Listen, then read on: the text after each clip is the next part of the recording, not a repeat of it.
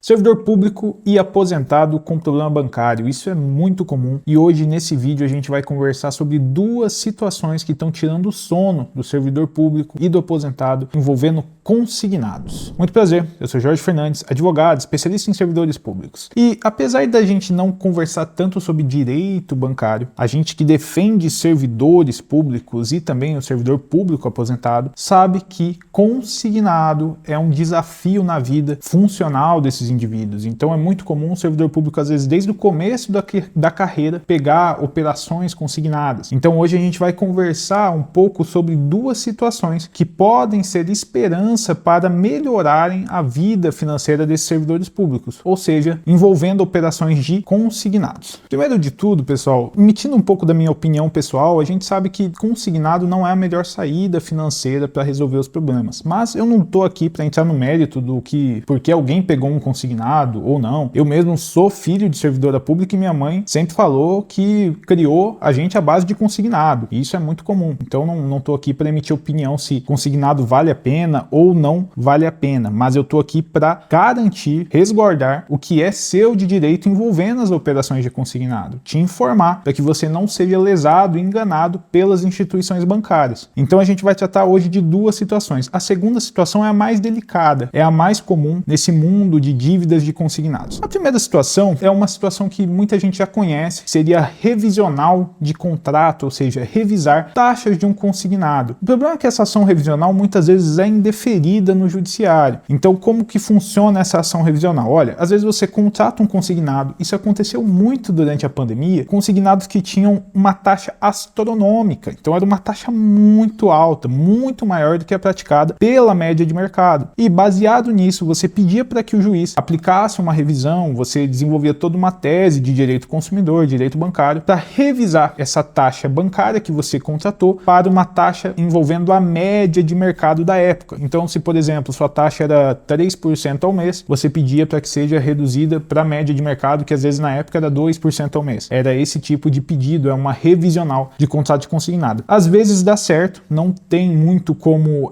dar certeza dessa ação. Nenhuma ação no judiciário é carregada de certeza, mas esse tipo de ação a gente tem precedentes muito conflitantes. Então vai da cabeça, vai do entendimento de cada juízo. Porém, a segunda ação, a segunda situação envolvendo consignado de servidor público e aposentado, aí sim a gente tem mais decisões favoráveis ao servidor público, mais background, mais know-how envolvendo esse tipo de ação, tanto que ela até é conhecida como um golpe de consignado eventualmente. Mas aqui a gente não vai tratar como golpe porque ela é uma operação que, se feita da maneira correta, ela é uma operação legal. O problema é a maioria das instituições bancárias não faz a operação da maneira correta. E essa ação que a gente vai comentar agora é a reserva de margem consignável, famoso RMC ou cartão consignado. Caramba, Jorge, como assim? Não entendi. Eu vou te explicar de uma maneira bem simplificada. Imagina o seguinte, você recebe a ligação de uma instituição falando, ó, seu Zé, você tem um dinheiro aqui aprovado com a gente para pegar um consignado. Ele fala para você isso, ó, para pegar um consignado com débito automático, tudo certo, e você entende que é um consignado, ele fala o valor, ele te explica como vai funcionar a operação e você entende que é um empréstimo consignado. Ele até às vezes te fala a taxa, mas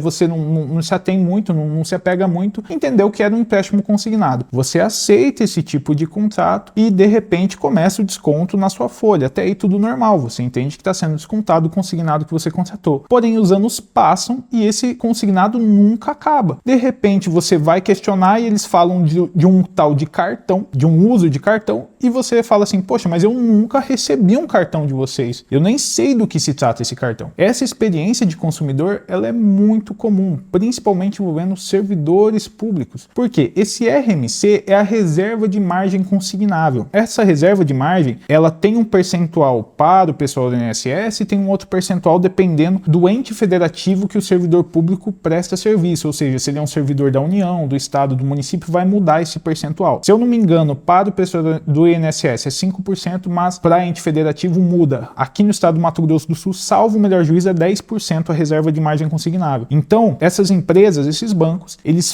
fingem que estão fazendo um empréstimo consignado para o servidor público, para o aposentado, mas na verdade eles fazem um cartão de crédito consignado. Que daí, para cartão de crédito, você aplica só essa margem reduzida e não aquela margem do consignado que o servidor público tem, que normalmente é bem maior, né? Vai a 30%, 35%. Então, basicamente, eles te dão um cartão de crédito deduzindo o mínimo da fatura sempre no consignado. Qual a consequência disso? Você vai pagando juros sobre juros. Na verdade, você nunca quita o valor principal da dívida. Você está pagando todo mês juros, e aquilo vai virando uma bola de neve até você entender o que aconteceu, até você entender o problema que você se encontra. E é justamente com base nessas situações que o judiciário vem amparando o servidor público quando ele enfrenta esse tipo de situação. E que maneira o judiciário tem apreciado essa questão? Olha, ele entende que ali, na verdade, há uma abusividade, ou seja, o servidor público ou o aposentado está sendo lesado, ele está sendo enganado quando não há transparência nessa contratação. E Jorge, o que é a transparência nessa contratação? Ora, a transparência é a pessoa deixar claro, a pessoa que te atendeu no telefone, a pessoa que te mandou mensagem, enfim, deixa claro o tempo todo que na verdade você está contratando um cartão de crédito consignado e não um